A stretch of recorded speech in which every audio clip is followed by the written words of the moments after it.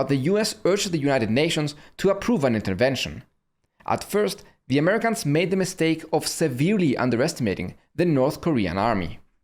"I can win this with one arm tied behind my back. Just give me one American division." Actually, make it two. Make it four? Send the entire army. It is likely that racism was an important factor that caused Americans to consistently underestimate the Korean military. Keep in mind that at this point, the US was a segregated society in which Koreans were considered to be people of color and subjected to apartheid-like restrictions. In Virginia, they had to drink from colored fountains. In many southern states, they were not allowed to marry Caucasians, and many western states forbade them from owning property. But don't take my word for it. Listen to the New York Times military editor Hanson Baldwin just 3 weeks after the war began. "We are facing an army of barbarians in Korea, but they are barbarians as trained, as relentless, as reckless of life, and as skilled in the tactics of the kind of war they fight as the hordes of Genghis Khan. Like locusts, the invading army apparently is prepared to live off the country. Mongolians, Soviet Asiatics, and a variety of races, some of the most primitive of peoples. We face in Korea and elsewhere not only the armed horde, but the armored horde." A few days later, he wrote, "The enemy is still advancing. Behind him stand the hordes of Asia. Ahead of him lies the hope of loot." Again, this was said by the New York Times military editor Hanson Baldwin. If this is what they openly said in one of the country's largest newspapers, one can only imagine what they said behind closed doors. Still, these primitive, barbaric hordes pushed southward with dramatic success in the summer months of 1950, with one humiliating defeat after another for American forces. During this entire time, guerrillas were wreaking havoc on the Allies. As a response, South Korea and the US began a brutal campaign and burned down every village that was suspected of harboring communist sympathizers, usually with napalm. In July 1950 in Nogun-ri, American soldiers machine-gunned hundreds of helpless civilians who had taken refuge under a railroad bridge. According to survivors, they returned again and again for 3 days, shooting into families who desperately tried to hide in drainage pipes. By the end of July, the American and ROK forces outnumbered the KPA 92,000 to 70,000, but the retreat continued. In early August, the 1st Marine Brigade went into action and finally halted the KPA's advance, and the front line stabilized at the Busan perimeter. The North worried too much about covering its flanks, and instead of quickly marching on Busan, they stayed put. This was likely the mistake that saved South Korea, as the pause gave MacArthur time to organize a defensive line. Americans and their allies now had 5 times as many tanks as the North Koreans, with vastly superior artillery and complete control of the sky. At the end of August, North Korea launched another major offensive along the perimeter. 3 battalions crossed the Naktung River, taking Pohang and Chinyu, while also pressuring Gyeongju, Masan, and Taegu. This offensive saw some of the heaviest fighting of the war, with 20,000 American casualties, including over 4,000 dead by September 15. But MacArthur came up with a brilliant plan. He sent 80,000 Marines to navigate treacherous waters and land at Incheon, far behind enemy lines. The Marines landed practically unopposed and took Seoul back by the end of September. The North Koreans panicked and quickly retreated back to the parallel, while many guerrillas escaped into the mountains of the south. As the Allies recaptured the south, they found several mass graves with the executed prisoners of war by North Koreans. North Korean mistreatment of POWs would be common throughout the war, in part because of the poor conditions they were able to provide, but there are many documented instances of mass executions of US and South Korean POWs. It is estimated that during the war for the South, the North killed between 20 and 30,000 people. The invasion of the South left tremendous casualties for all sides. And again, the war could have ended here. The Americans had won. The communists had lost. Truman could have re-established the power at the border and called the operation to contain communism a success. But President Truman didn't just want to contain communism, he wanted to roll it back. Let's keep going. But what if the Chinese join the war? They won't join. Just trust me. Truman should not, in fact, have trusted him. While Stalin kept his distance, fearing that an escalation of the war in Korea might lead to another world war, Mao believed that China held a debt to North Korea for the sacrifice of so many Koreans during the Chinese Revolution. The Allied offensive began in early October. The North was forced back time and time again with massive losses, and with Stalin unwilling to join the war, Kim Il-sung begged the Chinese to come to their aid. The advance was quick. Too quick. MacArthur's personality again became a big problem. He trusted only himself and often relied on his hunches to make decisions. He created his own intelligence organization and interpreted its results by himself. His hubris, combined with his racism, was a recipe for disaster. MacArthur ordered a general offensive along the battle line, and again the Allied forces advanced unimpeded. For a week, they met little or no resistance, taking Chosin, Kapsan, Chongjin, and Hyesan.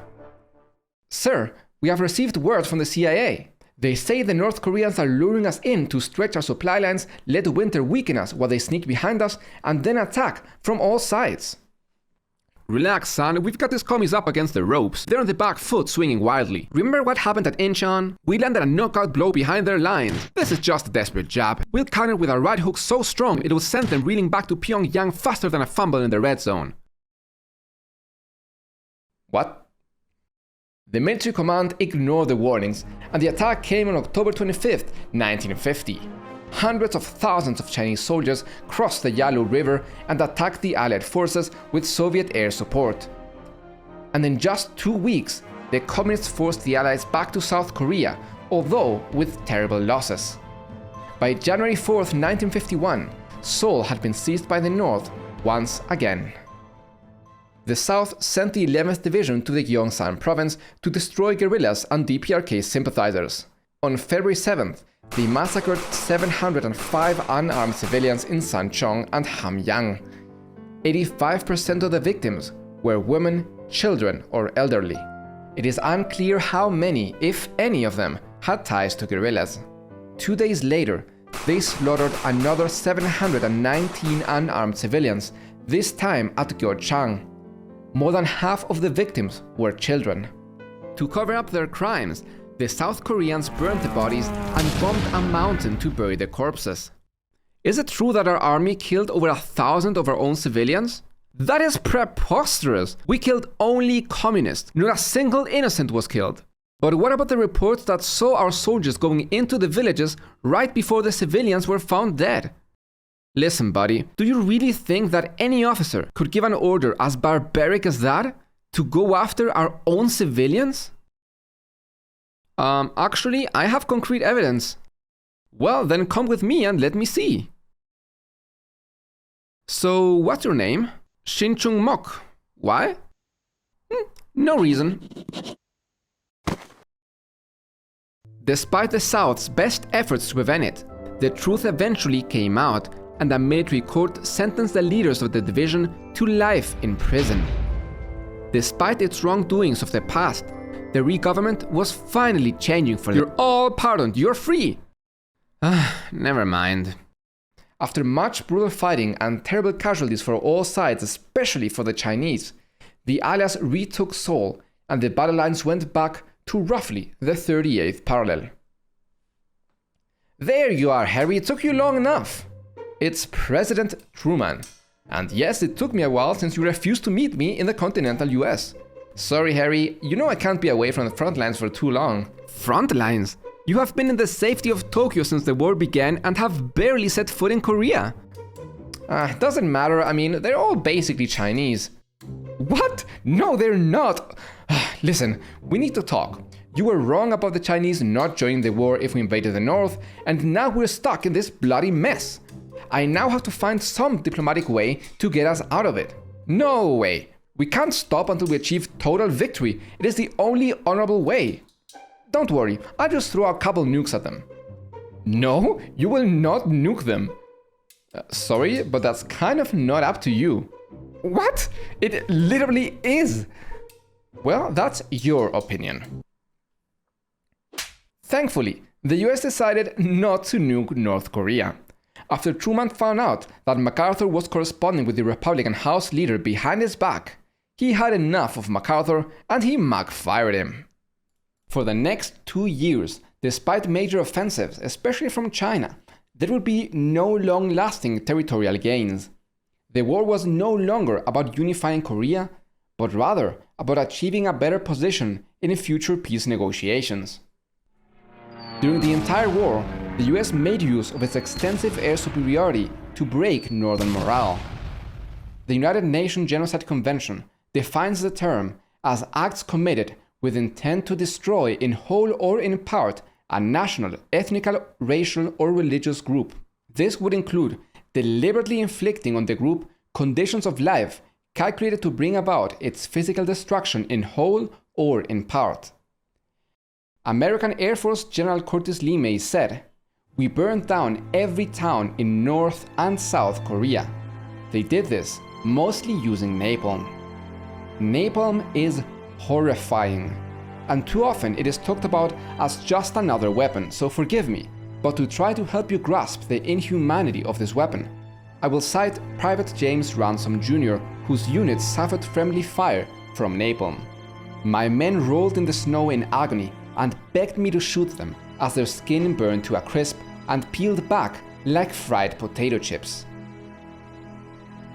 On June 25, 1951, General O'Donnell, commander of the Far Eastern Air Force Bomber Command, testified in Senate. "North Korea has been virtually destroyed, hasn't it?" "Oh yes, I would say that almost the entire Korean peninsula is just a terrible mess. Everything is destroyed. There is nothing standing worthy of the name.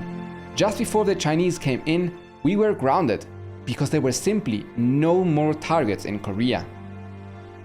In May 1951, an international fact-finding team from East Germany, West Germany, China, and the Netherlands stated, "The members in the whole course of their journey did not see one town in North Korea that had not been destroyed, and there remained very few undamaged villages." A Hungarian writer, Tibor Mirei, wrote, "Everything which moved in North Korea was a military target for the Americans. Peasants in the fields often were machine gunned by pilots who, this was my impression, amused themselves to shoot them." He claimed to have witnessed a complete devastation between the Yalu River and the capital. He said that there were no more cities in North Korea. "My impression was that I am traveling the moon because there was only devastation. Every city was a collection of chimneys." A battle report stated, "We killed civilians, friendly civilians, and bombed their homes, fired whole villages with their occupants, women and children, and 10 times as many hitting communist soldiers under shower of napalm. And the pilots came back to their ships stinking of vomit, twisted from their vitals by the shock of what they had to do." After running out of targets, the US began bombing the country's irrigation and hydroelectric dams, which flooded crops and ruined farmlands. Millions of people lost their access to food, and only emergency assistance from China and the Soviet Union prevented a massive famine. During Operation Hudson Harbor, the US deployed B-29 bombers, the same ones that dropped the atomic bombs over Japan and had them fly over North Korea, and even dropped dummy atomic bombs to terrorize the population. The air war had no military purpose, and it accomplished nothing but to kill countless people.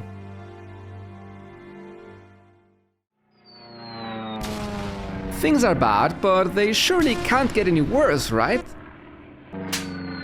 A mosquito? Here? In winter? Huh, that's the strangest thing I've seen in my life. You have the plague. The plague? The bubonic plague, yes. How the f***?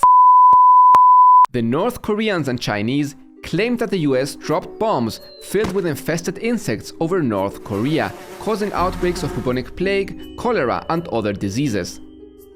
This is still debated to this day and has not been confirmed. The US firmly denies all allegations and claims that what I will present to you is communist propaganda. Let me summarize the claims and you can decide for yourself. We know that Japan dropped bombs with insects infested with the bubonic plague, anthrax, typhoid, and other diseases over China during World War II. The infamous Unit 731 carried out many experiments that pioneered these weapons. After World War II, the US purchased this knowledge from Shiro Ishii and other Unit 731 commanders in exchange for immunity from persecution. In 1951, Shiro Ishii was reported to be in South Korea, and declassified US documents from September 21, 1951 calls for more vigorous test programs, including large-scale field tests to determine the effectiveness of specific BW agents under operational conditions. Wilfred Burchett, a leftist journalist from Australia, who was the first journalist to report from Hiroshima after the atomic bomb, was reporting from North Korea during this time. I will quote his book, This Monstrous War. We found clusters of flies and fleas on the snow-covered hillsides. In one place, there were over 1,000 fleas in a square meter of snow. The fleas were infested with bubonic plague. We interviewed an old Korean peasant who said he had never seen fleas in the open before. How could there be flies and fleas while there is still snow on the ground? In Chukdong, a group of Chinese volunteers saw a plane flying low. A patrol found hundreds of clumps of flies and mosquitoes swirling on the ground in such a density that if you put your foot down, you would kill 100. A previous patrol had seen no insects there. It is necessary to stress that bubonic plague has never been known in Korea's recorded history. The only case of a cholera epidemic for 60 years was in 1946 and directly traceable to the fact that an American vessel had dumped ashore at Busan the bodies of 2 men who had died of that disease. Plague is carried by rats and humans and naturally spreads along communication routes. Cholera usually branches out in every direction from its focal point, but in North Korea in early 1952, isolated cases of plague and cholera cropped up in places widely separated and not connected. Laboratory tests showed that the bacteria were artificially cultivated. In June 1952, an international scientific committee with members from Sweden, France, the UK, Italy, Brazil, and the Soviet Union traveled to investigate the claims. They published their findings in a 60-page report and concluded, "The peoples of Korea and China have indeed been the objective of bacteriological weapons.